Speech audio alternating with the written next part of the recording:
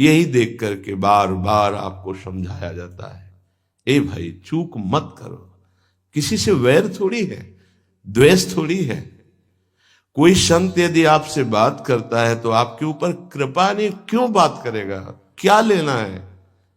आपको लगता है हमारे द्वारा कुछ चलता है, हम कुछ है? नहीं नहीं, भ्रम मत करिए, कोई भ्रम मत करिए। आपके लिए वो आपसे बात करते हैं, आपके कल्याण के लिए आपसे बात करते हैं, आपके कल्याण के लिए वो आपको डांटते हैं, आपके कल्याण के लिए आपको दुलार करते हैं। दोनों बातें समझ लीजिए। जो लाडली लाल में चित्त लगाए हुए हैं उनको कहीं किसी सुख की आकांक्षा नहीं। सच्चाई से समझ लीजिए। अगर वो सुख का कहीं खेल खेलते तुम्हें नजर आ रहे हैं, वो तुम्हारे लिए, तुम्हें दुलार कर रहे हैं, निकल चलो। तुम्हें डांट रहे हैं, निकल चलो। तुम्हें प्यार कर रहे हैं, निकल चलो। तुम्हारे मन को अपने प्यार में फांस करके श्री जी के चरणों में समर्पित कर देना, यही काम है।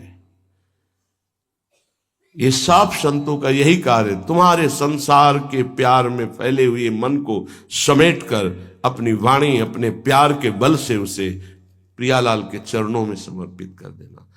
पर आपके अंदर ये चाह हो जाएगी, तभी आप उस प्यार को समेटने में सहयोग दे पाएंगे। मुझे अब इस ब्रह्मा के रचे हुए माया से मुक्त होना है, पर आप तो इन्हीं खिलौनों में राजी हैं। और जब इन खिलौनों से मन को हटाने की बात कही जाती है तो आपको बुरा लगता है। आपसे जिसे कहा जाता है कि अब आप ऐसे रहिए, मनो चिन्हारो नाय, तो आपको लगता है कि हमारे संबंधों में प्रहार कर रहे हैं। तुम्हारे संबंध जितने हैं इनका प्रहार पहले हो चुका है काल के द्वारा, तुम इनको नहीं रोक पाओगे। काल पहले ही काट चुका है सारे संबंध। बस तुम संबंध का राग लेकर के यहां से जाओगे, दुर्गति हो जाएगी। और संबंध को प्रियालाल के चरणों में समर्पित करके जाओगे तो सदगति हो जाएगी, अनुराग हो जाएगा। जो आसक्ति संसार के संबंधों में है, वही आसक्ति जब संत महापुरुषों से हो जाती तो मोक्ष का खुला हुआ द्वार, ये भगवान कपिल देव जी कहते हैं। आप अपना अधिकार अपने में मत रखिए, गुरुजनों को दे दीजिए। अब हमारे जीवन की बागडोर आपके हाथ में है, आप जिस दिशा में चाहें ले चलें। हमारा केवल आपकी आज्ञा पालन करना कर्तव्य। तो कह रहे कदापि चिन्मयादुपरि चेत स्पृहा रोहिणे। यदि तुम्हें इस चेतन अचेतन जगत से मुक्त होने की इच्छा जागृत हो गई है तो पहला, स्नेह का संबंध किसी से मत रखिए। स्नेह का संबंध केवल प्रियालाल से रखिए। वही स्नेह जो माता में, जो पिता में, जो भाई में, जो बंधु में, पत्नी में, पुत्र में, वही स्नेह प्रियालाल को चाहिए। आप और सब कुछ दो, भगवत प्राप्ति नहीं होगी। ये स्नेह दे दो तो भगवत प्राप्ति पक्की हो जाएगी। सबसे स्नेह करो श्यामा श्याम के संबंध से। हमारा स्नेह का संबंध श्यामा श्याम से, श्यामा श्याम के संबंध से स्नेह कोई फर्क नहीं पड़ेगा। पर आपको अभी ये कला नहीं आती है।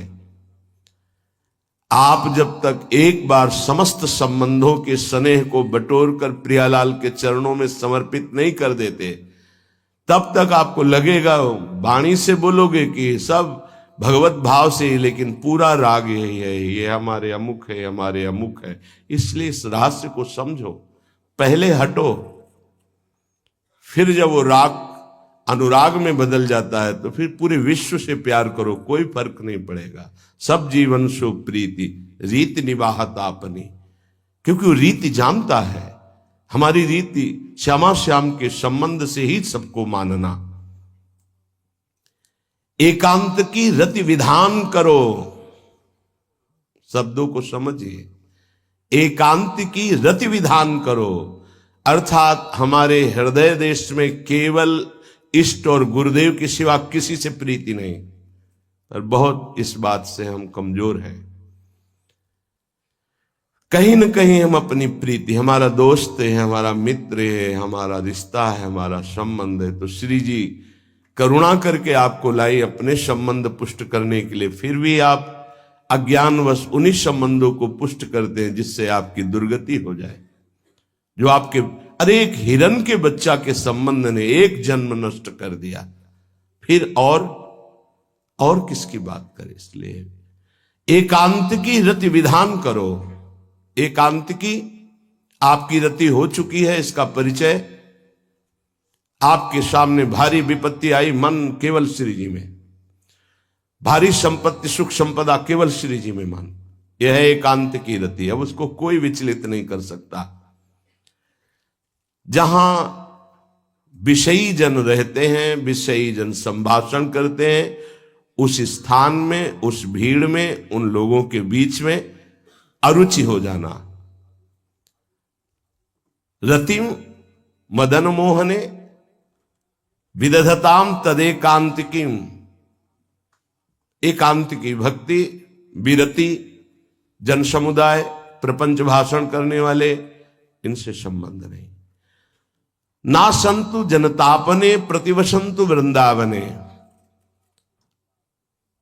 जनता अर्थात केवल विषय प्रपंच की वार्ता करने वाले, तापने, हृदय में ताप पैदा हो उनके संग नहीं, मुझे संग नहीं, कोई भी हो, प्रिया प्रीतम से तुम्हें मतलब नहीं, उनकी चर्चा से मतलब नहीं, उनके संबंध से मतलब नहीं, तो हमारा आपसे क्या संबंध।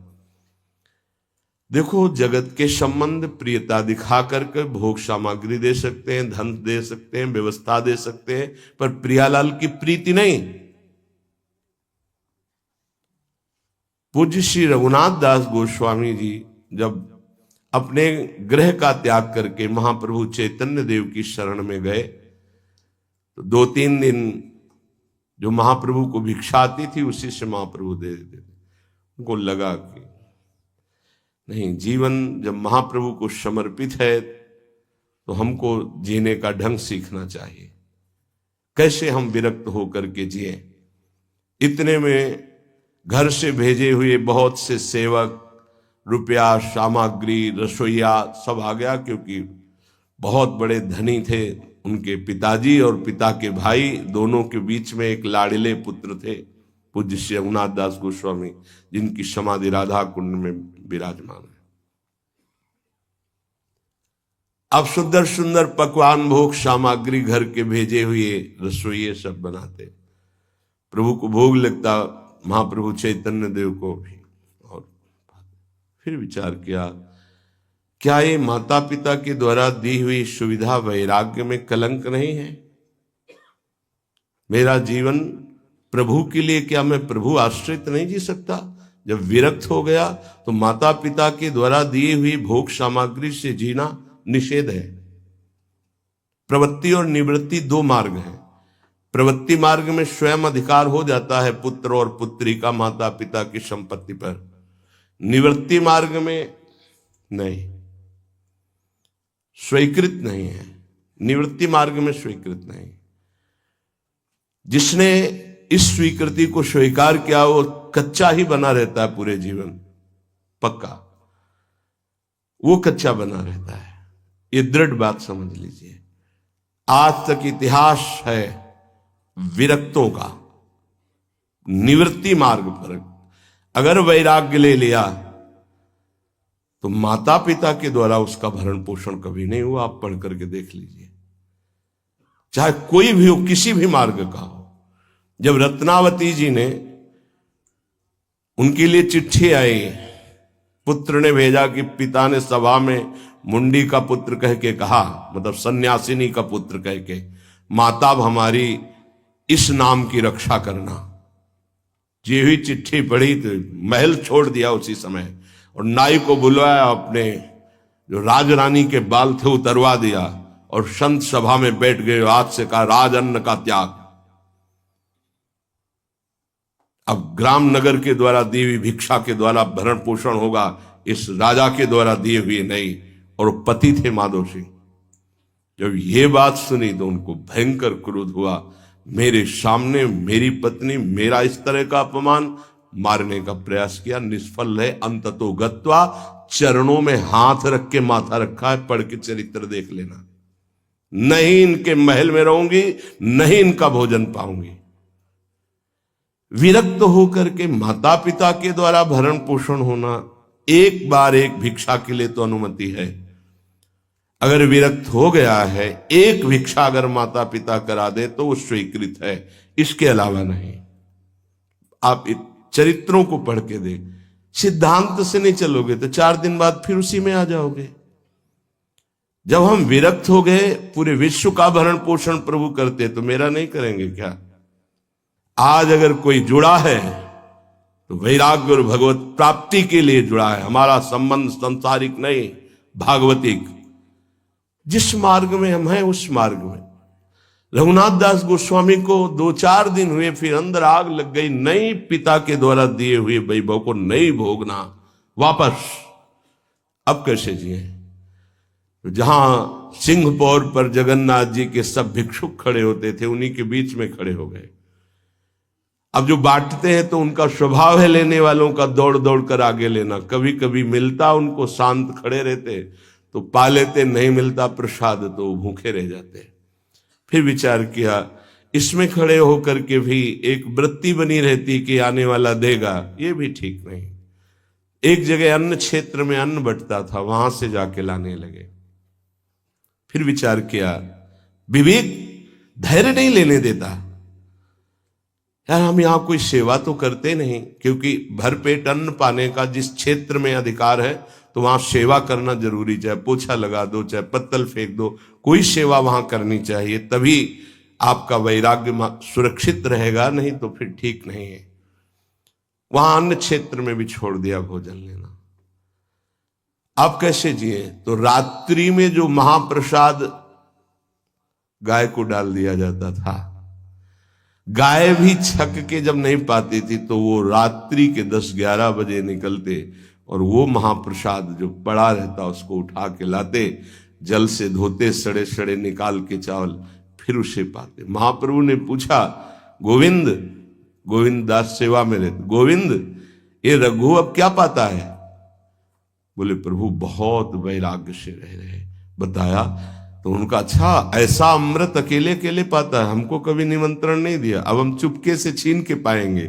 महाप्रभु चले रात्रि के जब वो कटोरे पे इतने से चावल सही निकाल कर पानने में लगे थे, पीछे से महाप्रभु गए, से लिया। अरे प्रभु आपने, उनका इतना स्वादिष्ट अमृत पाता है और मेरे को कभी निमंत्रण नहीं दिया, निहाल कर दिया। उनके लिए आया सोवत हु रसना रटे राधा कृष्ण सुनाम। वो जब सोते थे तो उनकी जबान से राधा कृष्ण राधा कृष्ण राधा कृष्ण। ये इस मार्ग के पथिक। निवृत्ति मार्ग और प्रवृत्ति मार्ग में अंतर है, आप लोग इस बात को समझें। निवृत्ति मार्ग श्री जी के भरोसे का है, आप विश्वास कीजिए। जब इष्ट के भरोसे में है तो जिनकी पलक झपकते अनंत ब्रह्मांड रचना हो जाती, उनके लिए कोई ये बड़ी बात हो गई क्या? ये कोई बड़ी बात है उनके लिए? हम उनका भरोसा त्याग करके निवृत्ति मार्ग के हो करके और परिवार के द्वारा भरण पोषण हमारा हो, भाई ये तो नहीं समझ में आता। भरोसो दृढ़ इन चरणन केरो। निवृत्ति मार्ग तो निवृत्ति मार्ग, प्रवृत्ति मार्ग तो प्रवृत्ति मार्ग। प्रवृत्ति निवृत्ति, निवृत्ति में प्रवृत्ति बहुत समझकर संभल कर चलना पड़ेगा। जो मार्ग भगवान ने बनाया उसके अनुसार। तो कह रहे न संतु जनता, तुम्हारा व्यवहार जनता से नहीं होना चाहिए। व्यवहार शून्य व्यवहार है, ध्यान रखना। दसियों हजार लोगों के दर्शन होते हैं, एक का भी परिचय नहीं है। हजारों लोगों से संभाषण है, एक भी हमारा मित्र नहीं है कि ये हमारा है, तुम लोग इसके साक्षी हो। ये हमारा बंदा है, एक भी नहीं। साफ श्री जी के हो, श्री जी से संबंध है, मैं सिर्फ एक नौकर हूं। श्री जी की बात आपको बता देता हूं, आपकी बात श्री जी को बता देता हूं। हमारे श्री जी इसके सिवा कोई नहीं। एकांत की रति, जनता से संबंध रहित, श्री जी के संबंध से सब जीवन सो प्रीति। श्री वृंदावन में वह चिदानंद रस को प्राप्त होता है। यह है रहनी। वृंदावन इह विधि बसे तज के सब अभिमान, तृणते नीचो आपको जाने सोई जान। ये समझ जाओ किस बात का आश्रय लिए हो। जिनको ब्रह्मांड रचने में सेकेंड नहीं लगा है, वो हमारी प्रियाजू के अधीन है। हमको कुछ अपनी व्यवस्था के विषय में सोचना, मानो शरणागति के विषय में आपको अविश्वास, कलंक है ये बात। हे, बिल्कुल भरोसे पे हो जाओ, फिर सामने देखो क्या होता है। बिल्कुल भरोसे पे हो जाओ। गुरुजनों ने कभी भी अन्य आश्रय नहीं होने दिया, कभी भी अन्य जगह जगह बचाते। वो जानते हैं कि अन्य आश्रय, धन का आश्रय, वस्तु का आश्रय, व्यक्ति का आश्रय, ये तुमसे सच्ची बताते हैं, गुरुजनों की कुछ बातें बाद में समझ में आती, पहले समझ में नहीं आती। केवल श्री जी का भरोसा रखो, जिसने आज दिया है वही कल देगा। जब गुरु जी को कोई कहता कि कभी काम में आ जाएगी ये वस्तु, रख लो, तो बोले इसी को मिटाने के लिए बाबा जी हुए हैं। जब कभी काम में आनी होगी तो तुरंत श्री जी भेजेंगे, हम इसको पहले से क्यों रखें। ये हमें चाहिए कि केवल श्री जी का आश्रय लेकर वृंदावन वास हो। देखना कितना आनंदित रहोगे। फिर रोना आता है, तुम्हारे आंसू फिर निकलेंगे। जब आप एकांत में होंगे, आपका कोई नहीं होगा और आपकी परिस्थिति विपरीत होगी, तब जो शरणागति होती है वही भगवत प्राप्ति कराती है। जब तक विपरीत परिस्थिति नहीं आएगी तब तक शरणागति परिपक्व नहीं होगी। बात लिख लीजिए, चाहे वो द्रौपदी जी हो, चाहे गजराज गजेंद्र जी हो, चाहे कोई भी हो, जब ऐसी विपरीत परिस्थिति आए कि कोई भी सहयोगी नहीं रह गया, तब शुद्ध शरणागति और भगवत साक्षात्कार। उस दिन के लिए तैयार रहो और मांगो कि हमारी आसक्ति का नाश करने के लिए परिस्थिति ऐसी दे दो प्रभु कि सिर्फ आप पर दृष्टि हो, सिर्फ आप पर, ना कोई हमारा, नाम किसी के, सिर्फ आप। मेरे तो गिरधर गोपाल, दूसरों न कोई। बात समझो, सत्संग की बात को समझो, परमार्थ की बात को समझो। तो जब कोई हमारे जीवन में प्रश्न आता तो जो नील चादर ओढ़े हुए विराजमान है, उनकी चादर की तरफ देखते, आकाश की तरफ। बाहर निकलकर आकाश की तरफ देखते। तत्काल उत्तर मिला है हमको, तत्काल भाग, यहां से भाग। झोला टांगा, रात्रि में भागे, जब भागे तब रात्रि में भागे। भागो भागो भागो, भागते भागते अब पायो परम विश्राम। अब वृंदावन, श्री वृंदावन विश्राम, सब सोहित निष्काम मत, श्री वृंदावन विश्राम। हे, भागते रहो, संबंधों से भागते रहो, आश्रयों से भागते रहो। एक आश्रय केवल हरि गुरु का, बस एक विश्राम स्थल। जैसे आप रखो, जैसे आप रखो, हम उसी में राजी हैं। समस्त प्राणियों को वृंदावन के नमस्कार बुद्धि से देखो। देखो यहां की रहनी, वृंदावनी विधि बसे तज के सब अभिमान, तृणते नीचो आपको जाने सोई जान। तृण से नीच अपने को जो जानता है सबको नमस्कार करेगा। और सच्चाई में देखो तो ऐसा ही है, कुछ नहीं है। कोरा अहंकार केवल है। क्या है हमारे अंदर? कुछ नहीं। अगर गुरु कृपा न हो, प्रियालाल की कृपा न हो, तो कुछ नहीं। हाथ उठा के कहते हैं कोई बल नहीं है। बल है तो वो है, नहीं तो वो नहीं, तो कुछ बल नहीं। क्या बल है? आप देखो, अंदर से देख लो बैठ के, तुम्हारे अंदर क्या बल है। फिसल कर गड्ढे में गिरने का तो बल है, लेकिन गड्ढे से निकलने का बल तो नहीं है। फिसलने में क्या बल? फिसल कर गिरने का तो है, लेकिन गिर के संभलने का बल ये केवल गुरु का बल है, ये केवल इष्ट का बल है। इसलिए श्री धाम वृंदावन का आश्रय और वास स्वीकार करो। सबसे छोटा अपने को समझो, समस्त प्राणियों को नमस्कार करो। क्यों?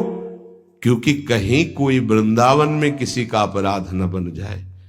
नमंतु ननु जंतु कानिह नमंतु रस्तु क्वचित।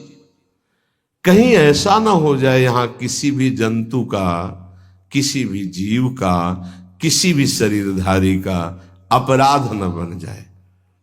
अगर वृंदावन में कोई अपराध ना बनने पावे और सबको हम नमस्कार करके रहें और श्री जी का केवल भरोसा रहे, तो आप चमत्कार देख लेंगे, अध्यात्म आपके अंदर प्रकाशित हो जाएगा। जैसे जैसे अध्यात्म प्रकाशित होता है वैसे वैसे शांत होता चला जाता है, मन शांत होता चला जाता है, कोई वासना हृदय में नहीं रहती। पूज्यपाद श्री उड़िया बाबा जी महाराज से प्रश्न किया, पीछे वर्णन किया गया था कि बड़े बड़े महापुरुषों की ये लोग निंदा क्यों करने लगते हैं, क्यों द्वेष करने लगते हैं? वो तो किसी से द्वेष नहीं करते। जितने महापुरुष हुए उनकी निंदा हुई है, वर्तमान में जितने हैं तो आप देख लो सैकड़ों अगर नमस्कार करने वाले तो कुछ निंदक आपको मिलेंगे। ऐसा क्यों होता है? क्योंकि संत तो किसी से द्वेष नहीं करते, द्रोह तो उनके हृदय में होता नहीं, अद्वेष्टा सर्वभूतानाम। फिर ये क्यों होता है, निंदा क्यों कहते हैं? तो कहते भगवान की दो शक्तियां हैं, एक है माया और एक है प्रेम भक्ति। जो प्रेम भक्ति से विमुख उनके हृदय में माया शक्ति का प्रभाव रहता है, यद्यपि उनका द्वेष भी इसी से होता है। उनकी महानता देख करके वो वहां चल तो सकते नहीं, तो उनका द्वेष बन जाता है। महानता देख करके उसमें चल नहीं पाएंगे। जैसे कहावत में आता है कि एक अंगूर को बहुत कोशिश की पाने की, जब नहीं मिले तो कहा खट्टे हैं, प्रयास किया लेकिन नहीं मिला। तो उनका प्रयास माया जनित है, तो प्रेम या भक्ति या सद्गुण या भगवद आश्रय नहीं धारण कर पाते, तो उनको द्रोह हो जाता है संतों से। अब नरसिंह मेहता जी का चरित्र देखिए, बड़े बड़े भक्तों का, उन्हीं के गांव के लोग, उन्हीं के घर के परिवार के जनों ने ही द्रोह पैदा कर दिया। द्वेष, निंदा, मारने की चेष्टा, अपमान, ऐसे। अच्छा सोचो, उड़िया बाबा जैसे महापुरुष से क्या कभी ऐसा हो सकता है कि उनके मारने के लिए आदमी लगा दे? विचार करके देखो। पैसा देकर भेजा गया था कि सत्संग में जाके नाक काट लो। वो आदमी चुपचाप चाकू लेकर के आया और प्रणाम के बहाने तो संतों के सामने कौन रोकता, तत्काल चाकू निकाली और जे भी मारा तो हाथ पकड़ते पकड़ते चावल भर नाक में चल, मतलब थोड़ा सा ऐसे खून निकलने लगा। ऐसे बाबा ने रोका, पकड़ा और गुफा में ले गए। आज भी गुफा नीचे जो बनी हुई, बैठे और गरम दूध चीनी डाल के मंगवाया, पिलाया और कहा धैर्य धारण करो, बिल्कुल डरो मत, तुम्हें कोई नहीं मारेगा, तुमने ऐसा क्यों किया? तो रो पड़ा संत कृपा देख के और कहा बाबा मुझे इतने 1000 रुपए देने की बात कही गई थी कि बाबा मैं गरीब आदमी हूं, पैसे के लोभ से बुद्धि मारी गई। उन्होंने कहा बस तुम ऐसे नाक में चाकू मार देना। ऐसा बाबा ने कहा कोई बात नहीं, कहां से आए हो? बोले हाथरस के हैं। बाबा ने ये नहीं पूछा कि किसने भेजा है। चतुरता इस बात की कि सब शिष्य थे, अगर ये पता चल जाए कि किसने, तो उससे द्रोह हो जाएगा ना, बस इतना पूछा था क्यों तुमने ऐसा किया? तो बोले मुझे पैसा दे। ये नहीं पूछा किसने किया, क्योंकि उससे द्वेष हो जाएगा। अपने शिष्यों से कहा शपथ है हमारी, इसे डांटना भी नहीं और हाथरस की बस में सुरक्षित बैठाल करके आओ, चल जाओ।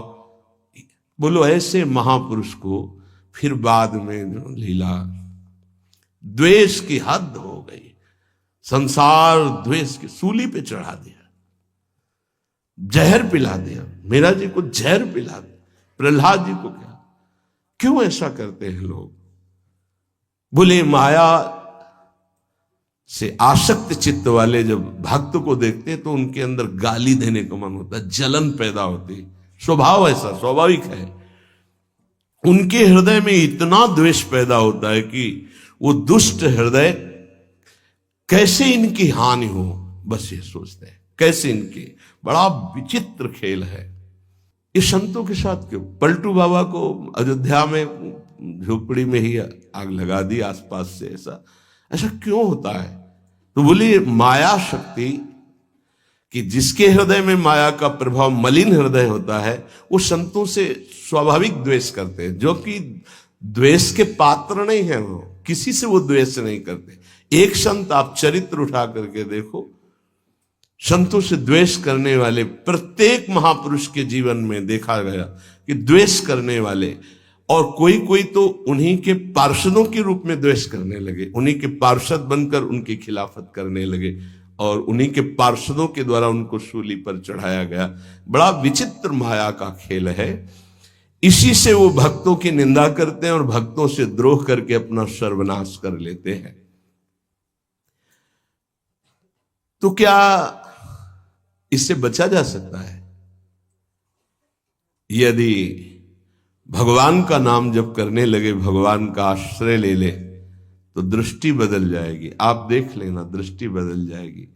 नाम जापक सहृदय होता है, वो घोर पापी पर भी प्यार करता है। लोग समझते नहीं उनके हृदय को।